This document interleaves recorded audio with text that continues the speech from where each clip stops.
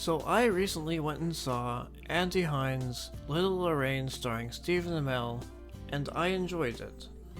One thing I hadn't realized going into it was that this was actually based on true events, more specifically a song by Adam Baldwin, a Nova Scotian artist.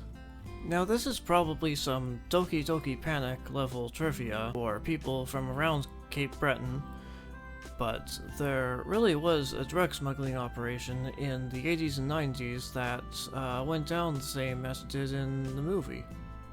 So here's a quick synopsis of the first act. Stephen Amell plays Jimmy, a miner, not like a little child miner, but like a coal digger miner. So an accident happens in the mine, which kills 10 guys, and this causes it to get shut down, which then leads Jimmy and his two best friends, played by Joshua Close and Steve Lund, to work for Jimmy's criminal Uncle Huey, played by Stephen McHattie, on his fishing boat, which turns out to be a cover for smuggling cocaine. Jay Belvin plays an Interpol agent from Colombia who is investigating the smuggling operation, and he honestly seems like a fairly interesting character, but he just doesn't do a whole lot.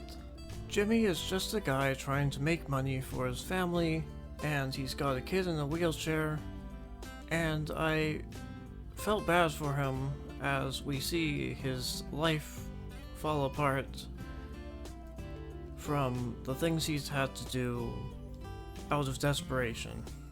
Amell, Close, and Lund, in my opinion, do a pretty good job of feeling like real guys.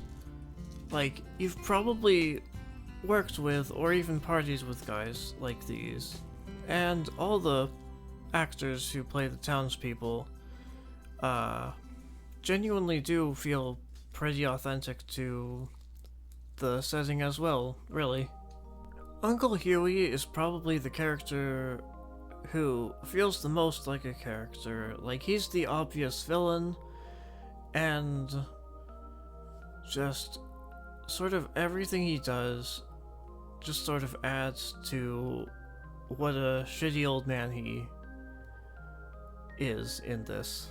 I think my biggest criticism is that I felt the ending sort of dragged out a little too long after a certain event, and it just left me honestly a little surprised the way it ended. If I have to give this a rating, I would give it a 3 out of 5, just for how authentic the performances were, in my opinion, and I wasn't bored watching it. From what I can tell, this is also Andy Hines' first feature film, and honestly, it's a decent start.